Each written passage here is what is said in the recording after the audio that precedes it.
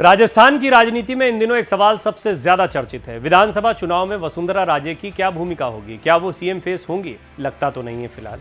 प्रधानमंत्री नरेंद्र मोदी की जयपुर में हुई सभा में कई सवालों के जवाब मिल गए हैं। इनमें एक ये भी है, भाजपा राजस्थान का विधानसभा चुनाव पूरी तरह से प्रधानमंत्री नरेंद्र मोदी के चेहरे पर ही लड़ेगी। वसुंधरा राजे सिंधिया यहां पर सीएम फेस के तौर पर कहीं नहीं है।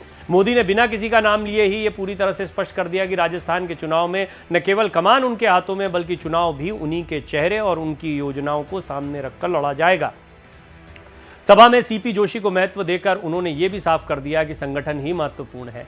हाल ही में संसद के विशेष सत्र में पीएम मोदी की विशेष पहल पर केंद्र सरकार ने महिलाओं को संसद और राज्यों की विधानसभाओं में 33% आरक्षण देने का बिल पास किया है।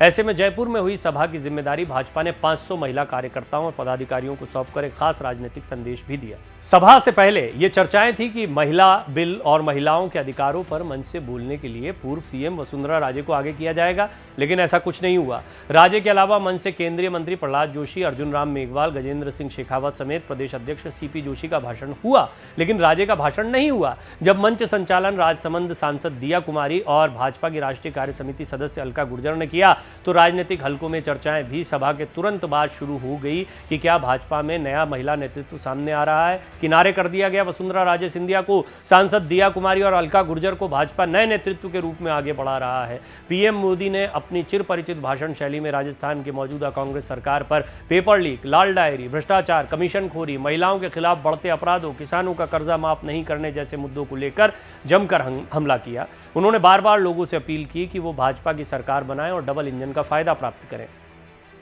पूरे भाषण में कहीं पर भी उन्होंने राजस्थान की पूर्ववर्ती भाजपा सरकार या पूर्व सीएम वसुंधरा राजे का उल्लेख नहीं किया। भाजपा 20 साल से चली आ रही तस्वीर को पीछे छोड़कर आगे बढ़ने का मन बना चुकी है। पिछले 20 वर्षों में पार्टी ने 4 चुनाव 2003, 2008, 2013 और 2018 में वसुंधरा राजे को प्रदेशाध्यक्ष बनाकर या उनके मुख्यमंत्री रहते हुए उन्हें ही आगे रखकर लड़े हैं। इस बार चुनाव से ठीक 60-65 दिनों पहले तक ऐसा कोई संकेत नहीं है। वर्तमान भाजपा पूरी तरह से पीएम मोदी के अनुसार ही चल रही है। ऐसे में किसी भी स्टेट के चुनाव में मोदी की खास भूमिका रहती ही है।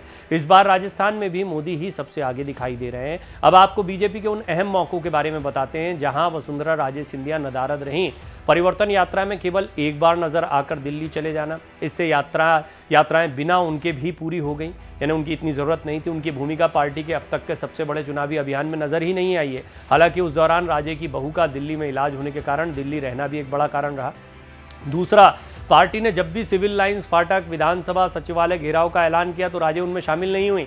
पिछली बार विधानसभा सचिवालय घेराव का तो स्वयं पीएम मोदी ने ट्वीट किया था। तीसरा, वो अपने जन्मदिन या देवदर्शन यात्राओं में शामिल रहीं। उन्होंने भरतपुर, हाड़ौती, शेखावटी, बीकानेर, बागड़ आदि क्षेत्रों में इसे शक्ति प्रदर्शन के तौर पर भी देखा गया अपने कार्यकर्ताओं समर्थकों के साथ में।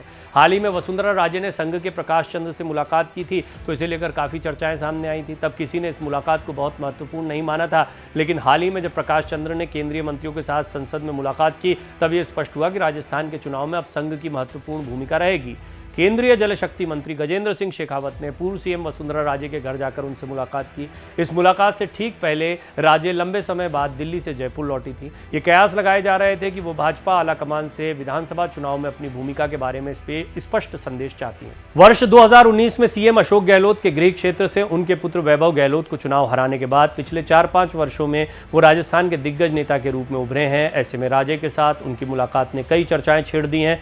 संसद में विशेष सत्र में महिलाओं को आरक्षण का बिल पास होने के तुरंत बाद राष्ट्रीय स्वयंसेवक संघ के लघु उद्योग भारती के राष्ट्रीय प्रभारी प्रकाश चंद्र की 4 केंद्रीय मंत्रियों के साथ एक विस्तृत मुलाकात हुई। ये चारों मंत्री राजस्थान से हैं, जिनमें कानून मंत्री अर्जुन राम मेघवाल, जल शक्ति मंत्री गजेंद्र सिंह शेखावत, कृषि राज्य मंत्री कैलाश चौधरी और पर्यावरण मंत्री भूपेंद्र यादव शामिल हैं। प्रकाश चंद्र वर्ष 2003-2008 के बीच राजस्थान भाजपा के राष्ट्रीय संगठन मंत्री रहे। संभवतः अब उनकी वापसी भाजपा में इसी पद पर होनी है। उन्हें राजस्थान की राजनीतिक गणित और समीकरणों पर अच्छी पकड़ हासिल है। राजनीतिक हलकों में उनकी वापसी का अर्थ है कि भाजपा चुनाव आरएसएस की रीति नीति के अनुसार लड़ेगी, न कि किसी एक व्यक्ति या एक नेता की रणनीति के अनुसार। भाजपा ने प्रदेश की सभी 200 विधानसभा सीटों को कवर करते हुए परिवर्तन यात्राएं निकाल ली हैं। अब भाजपा चुनाव से पहले पीएम मोदी समेत गृह मंत्री अमित शाह, रक्षा मंत्री राजनाथ सिंह, सड़क परिवहन मंत्री नितिन गडकरी और राष्ट्रीय अध्यक्ष जेपी नड्डा के प्रदेश में 8 से 10 जगहों पर सभाएं कराएगी। पार्टी ने सभी 200 सीटों का राजनीतिक तापमान भी नाप लिया है और वहां पर प्रदेश के सभी बड़े नेताओं के राजनीतिक प्रभाव को भी देख लिया है। दिसंबर 2018 में राजस्थान के विधानसभा चुनाव हारते ही भाजपा विशेष रूप से सतर्क हो गई थी, क्योंकि सत्ता तो चली गई थी और मात्र 4 महीने बाद ही अप्रैल मई 2019 में लोकसभा चुनाव होने थे। राजस्थान में जब वर्ष 2013 से 2018 के बीच भाजपा सत्ता में थी, तब अप्रैल मई 2014 में लोकसभा चुनाव हुए थे। उनमें भाजपा ने लोकसभा की सभी 25 सीटें जीत ली। अब उसी प्रदर्शन को दोहराने की लड़ाई थी जिसे पीएम मोदी ने ही जीता। मोदी ने 2019 के लोकसभा चुनाव में राजस्थान में 4 सभाएं की और माहौल अपने पक्ष में कर लिया। राजस्थान में कांग्रेस की सरकार होते हुए भी विधानसभा चुनाव जीतने के बावजूद भी 25 लोकसभा सीटें बीजेपी ने जीती थी। बड़ी कामयाबी थी। अब इसको रिपीट करना बड़ा चुनौतीपूर्ण है इस बार, इसीलिए प्रधानमंत्री मोदी खुद मैदान में उतर आए हैं। गुजरात की सभी 26 सीटों समेत मध्य प्रदेश की 29 में से 28 और दिल्ली की सभी 7 सीटों पर कब्जा किया था। साल 2019 में लोकसभा चुनाव को जीतने के तुरंत बाद ही भाजपा ने फैसला कर लिया था कि राजस्थान की कमान अब सीधे राष्ट्रीय नेतृत्व के पास रहेगी। इसी रणनीति के तहत विधानसभा चुनाव से ठीक 11-12 महीने पहले तक अक्टूबर 2022 से लेकर अब तक पीएम मोदी राजस्थान में 9 सभाओं को संबोधित कर चुके हैं।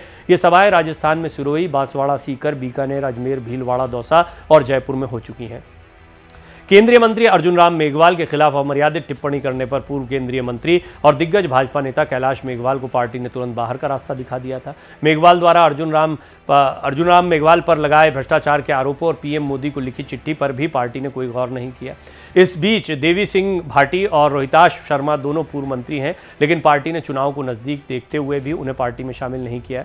जबकि इस बीच पार्टी ने कई नए और पुराने लोगों को पार्टी की सदस्यता दी है। कैलाश मेघवाल ने तो बाकायदा प्रेस वार्ता में भाजपा पर आरोप लगाया कि वो वसुंधरा राजे के नजदीक रहे लोगों को प्रताड़ित कर रहे हैं। तो कुल मिलाकर वसुंधरा राजे सिंधिया एक किनारे हो चुकी हैं, किसी मंच पर नहीं दिखाई दे रही हैं। जो बार बार वो अपनी नाराजगी जता रही थी उसका कोई असर नहीं पड़ रहा है। वो पार्टी में है, यही बड़ी बात है, मंच पर उनको जगह मिली, ये बड़ी बात है, लेकिन सीएम के तौर पर उनको प्रोजेक्ट किया जाएगा, उनकी कोई बड़ी भूमिका होगी, इस बात की संभावनाएं पूरी तरह से खत्म हो चुकी है। और सबसे महत्वपूर्ण बात यह, मध्य प्रदेश से जो 39 लोगों की लिस्ट आई है दूसरी, उससे साफ हो गया है मध्य प्रदेश में सांसदों और केंद्रीय मंत्रियों को विधानसभा चुनाव लड़ने के लिए उतार दिया गया है। राष्ट्रीय महासचिव को एक बार फिर यानी कैलाश विजयवर्गीय को विधानसभा का चुनाव लड़ने के लिए उतार दिया। नरेंद्र सिंह तोमर जैसे कद्दावर नेता, प्रधानमंत्री मोदी के सबसे मजबूत मंत्रियों में से एक माने जाते हैं, उनको विधानसभा चुनाव लड़ने के लिए उतार। यानी मध्य प्रदेश को लेकर क्या सोच है समझ में आता है।